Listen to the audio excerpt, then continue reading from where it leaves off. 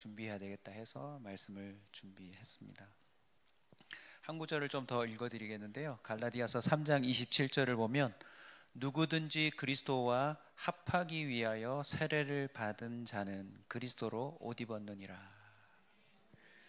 세례를 받는 것은 그리스도를 옷으로 입는 것과 같다라고 성경이 말하고 있습니다. 예전에 악마는 프라다를 입는다라는 영화가 있었는데요. 오늘 세례 받으신 우리 김경훈 형제뿐만 아니라 이미 세례 받으신 분과 앞으로 세례 받으실 분이 기억하십시오. 세례를 받는다는 건 그리스도를 입는 것입니다. 그리스도를 입는다는 게 어떤 의미일까요? 갈라디아서 앞부분에서 설명했던 것처럼 누구든지 그리스도와 합하기 위하여 세례를 받는 자는, 이 옷을 입는다는 것은 그리스도와 합하여진다라는 뜻과 연결되어 있습니다. 초등학교 1학년짜리 한 아이가 저에게 질문했습니다. 목사님, 오늘 세례에 대해서 설교해 주셨는데 예수님은 죄가 없는데 왜 세례를 받아요? 야, 초등학교 1학년이 되게 똑똑하지 않습니까? 그 담당 사역자가 저였습니다. 그 아이에게 설명해 주느라 사실은 제가 세례에 대해서 정리가 되었습니다. 오늘 그 초등학교 1학년에게 답했던 내용을 여러분에게 사실은 다시 설명하는 것입니다. 우연치 않게 또 침례탕이 있어서 더 기가 막힙니다. 하나님은 신실하십니다. 네.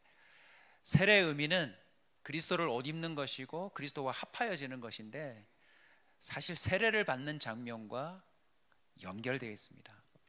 여러분, 예수님이 공생애를 시작하실 때 제일 먼저 하신 일이 뭐죠? 세례를 받으셨습니다. 초등학교 1학년 질문이 꽤 우리에게 큰 충격을 주지 않습니까?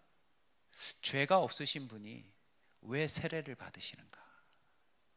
왜 굳이 공생의 첫 사역으로 세례를 받으시는가?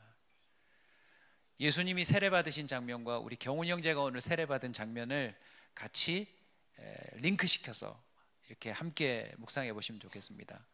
첫 번째, 세례 받으려면 뭐 해야 되죠, 여러분? 걸어서 물속으로 들어가야 합니다. 예수님은 죄가 없는데 물속으로 걸어 들어가셨습니다. 이유가 뭘까요? 구약의 모든 내용들이 사실은 연결되는 겁니다. 정결의식이에요. 바로 세례의 첫 번째 의미는 씻음입니다. 씻음. 이 세상의 삶 가운데 더럽혀진 내가 물속으로 들어가 깨끗게 된다라고 하는 의미를 가진 것이 세례의 첫 번째 의미이죠.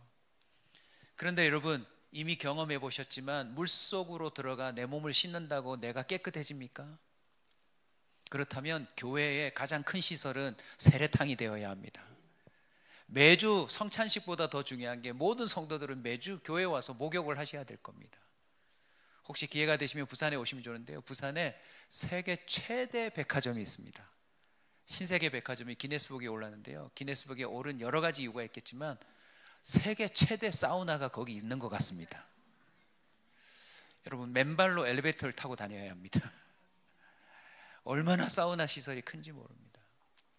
수많은 사람들이 그 뜨거운 온천에 들어가 자신의 몸을 씻지만 그의 영혼은 씻을 수가 없습니다.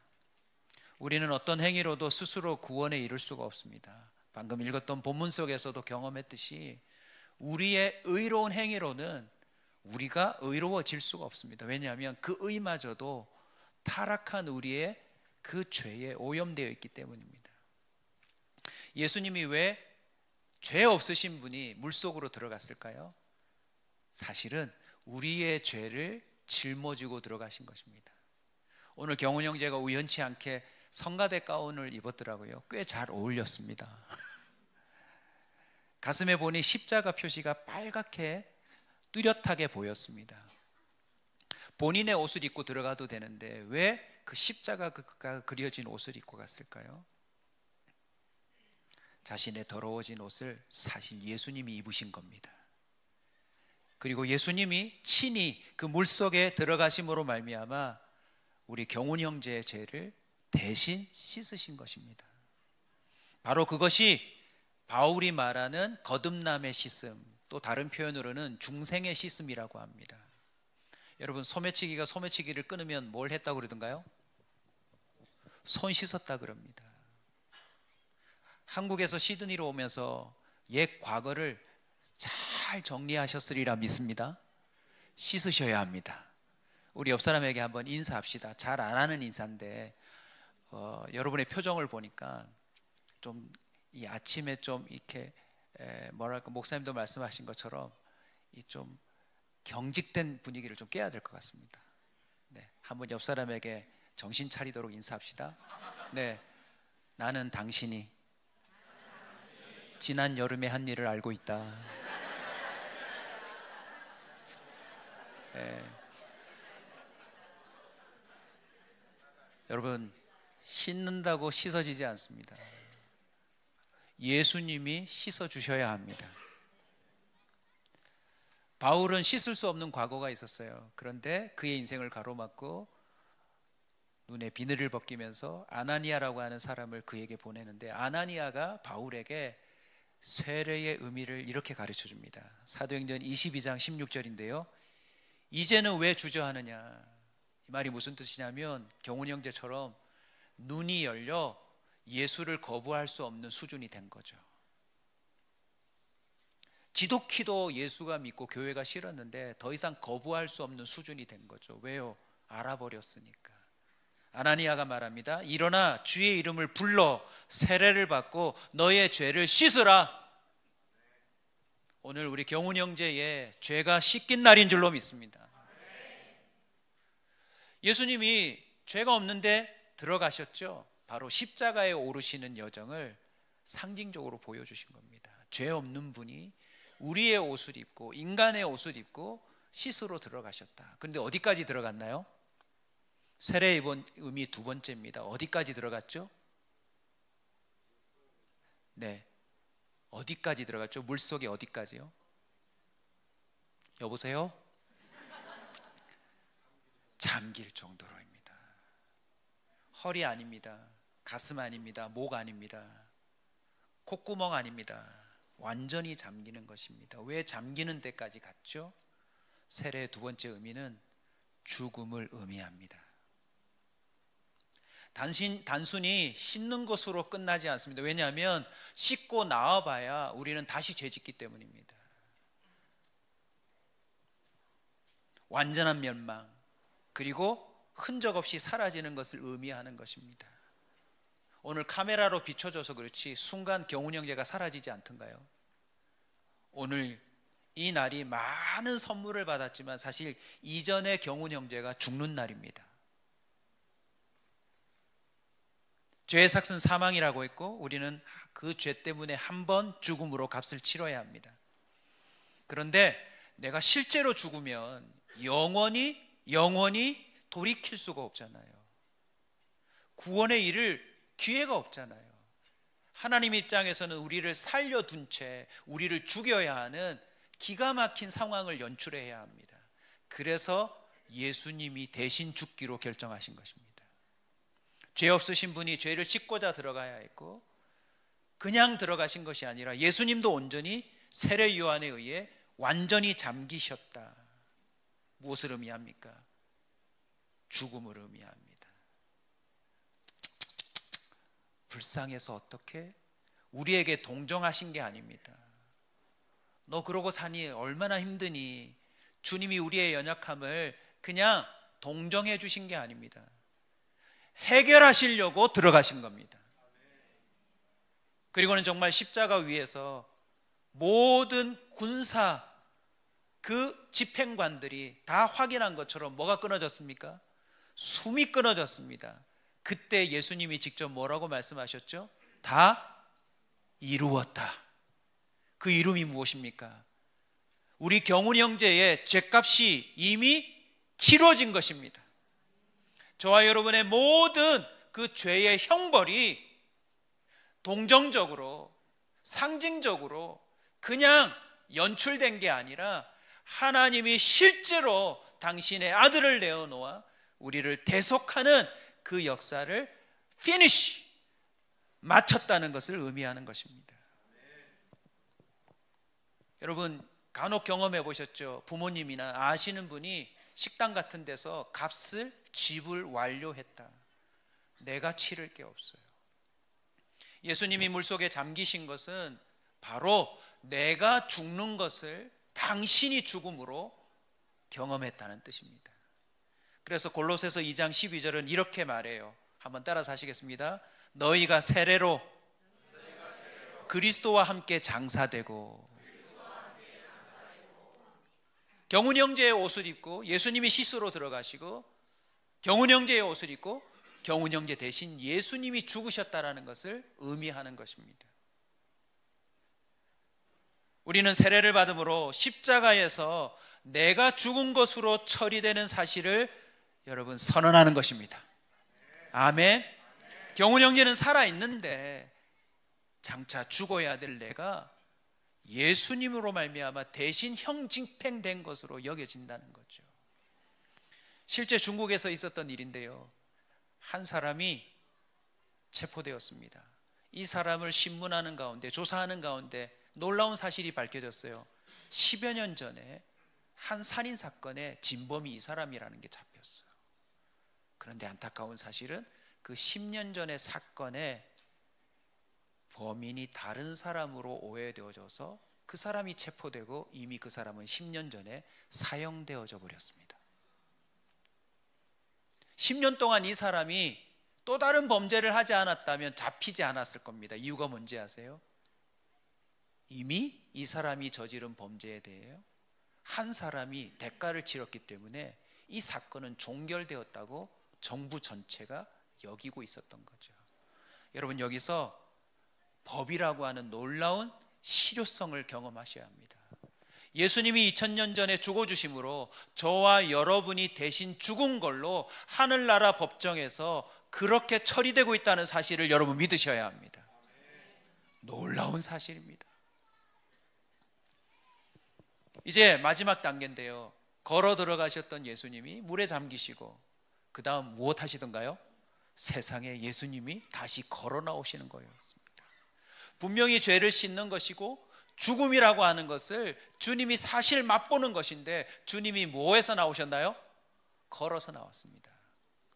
사실 저는 장로교 교단에서 자라났기 때문에 침례를 경험하지 못했습니다. 그냥 물만 끼얹죠. 그런데 항상 궁금증이 있었습니다.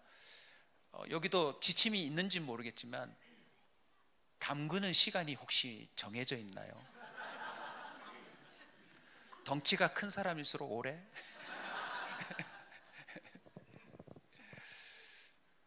과연 얼마나 잠겼었을까요? 예수님은요.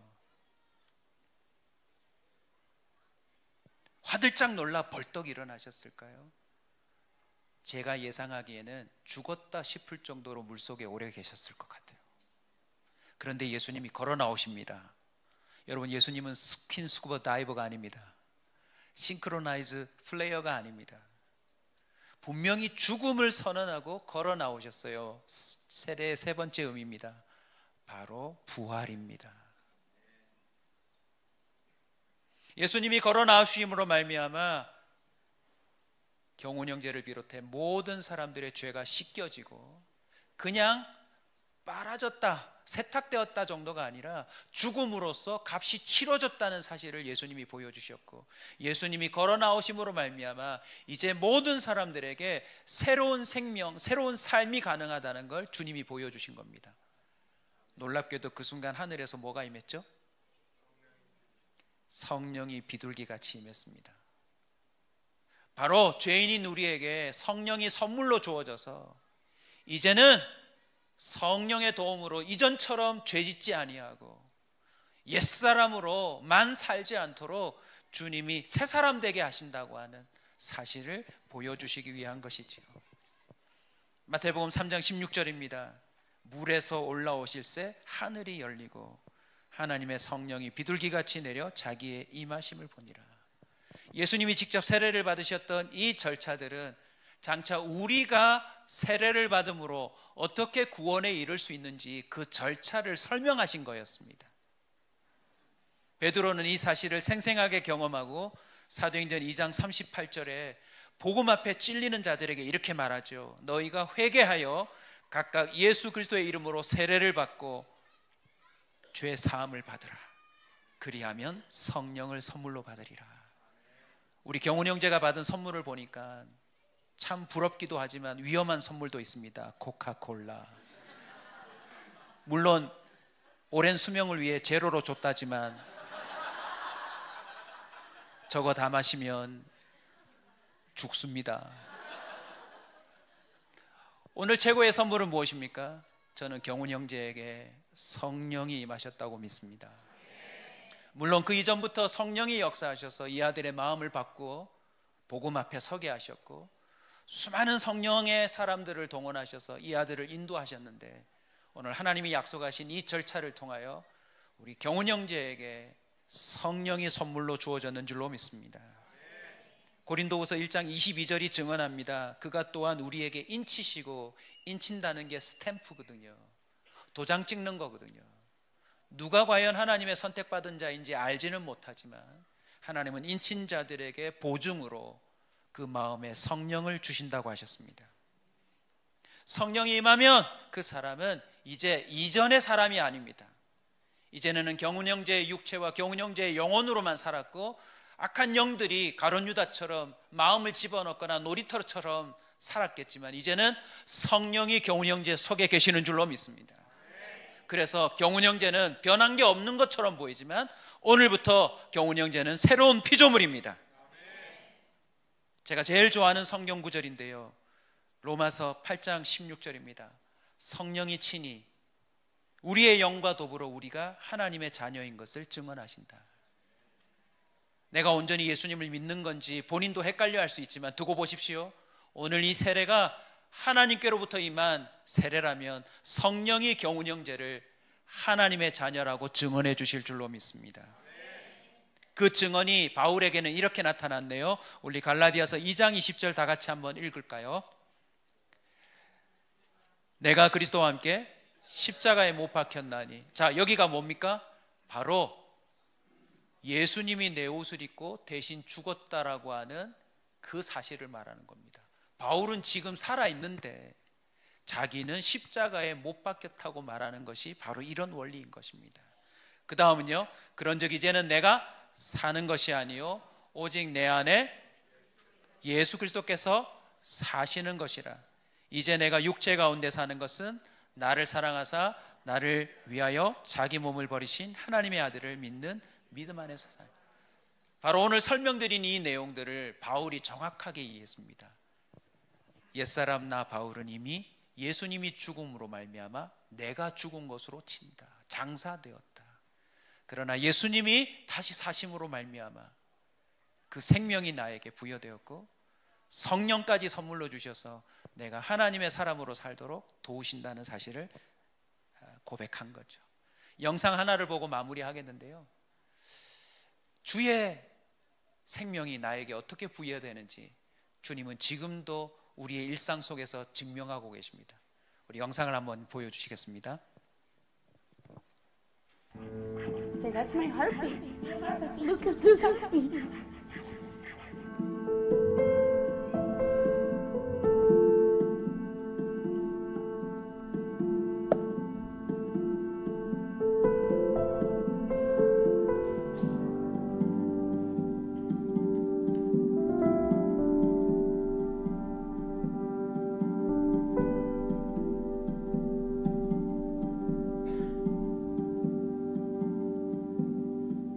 This is real now. I mean, being here and just waiting for her to get here just hit me. Just excited. I get to hear his heartbeat again. That's really all I can think about.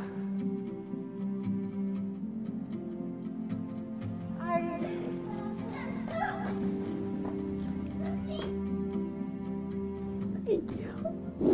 Thank you.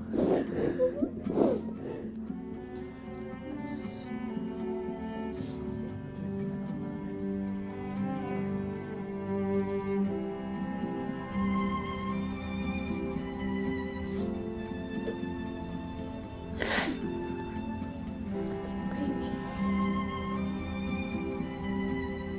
It's so strong. It is. 바울이 고백합니다. 내 안에 예수 그리스도의 심장으로 너희들을 위하여 기도한다고. 바울은요, 누가 봐도 핍박자였고 누가 봐도 바리새인 중에 바리새인이었는데 세례를 받은 이후에 모든 사람이 바울을 볼 때마다 예수를 보았습니다. 여러분, 실제 심장 하나가 옮겨지는 게 중요한가요? 아니면 아예 영이 옮겨지는 게 중요한가요? 예수 그리스도를 구주로 고백하고 세례를 받은 모든 자들에게는 예수 그리스도의 생명으로 성령이 부여됐다는 사실을 꼭 기억하시기를 바랍니다. 로마서 13장 14절입니다. 오직 주 예수 그리스도로 옷 입고 정욕을 위하여 육신의 일을 도모하지 말라. 내 옛사람이 이미 죽고 내 안에 예수가 사신다라고 하는 이 놀라운 원리를 기억하시고 매주 예수 그리스도의 피와 보혈을, 살과 피를 기념하시고 내 안에 계시는 성령을 쫓아 살아가시는 이 시대 진정한 새 생명을 누리고 살아가는 우리 시드니 수정교회 성도들 되시길 주의 이름으로 축원합니다. 우리 다 함께 한번 기도할까요? 저 백인 여자의 눈에 흑인 여자아이가 무엇으로 보일까요? 자신 아이의 심장이 옮겨지는 순간 결코 피부색이 문제가 되지 않습니다. 그 아이의 성격도 문제가 되지 않습니다. 이제 그 아이는 내 아들로 보일 것입니다. 오늘 세례를 받은 경훈 형제가 하나님 눈에 어떻게 보이는 줄 아세요? 당신의 아들 예수와 맞바꾼 주님의 양자로 보이기 시작합니다. 이 자리에 예수를 믿는 모든 아들, 딸들도 동일합니다. 그래서 사랑하는 내 딸아, 사랑하는 내 아들아, 더딘다 하여도 힘들어도 조금만 기다려 주겠니? 기억하십시오. 주님의 눈에 저와 여러분은 자신의 아들과 맞바꾼 세상의 가장 존귀한 자라는 사실을 말입니다. 우리 다 함께 소리내어 기도하겠습니다. 하나님 아버지 감사합니다.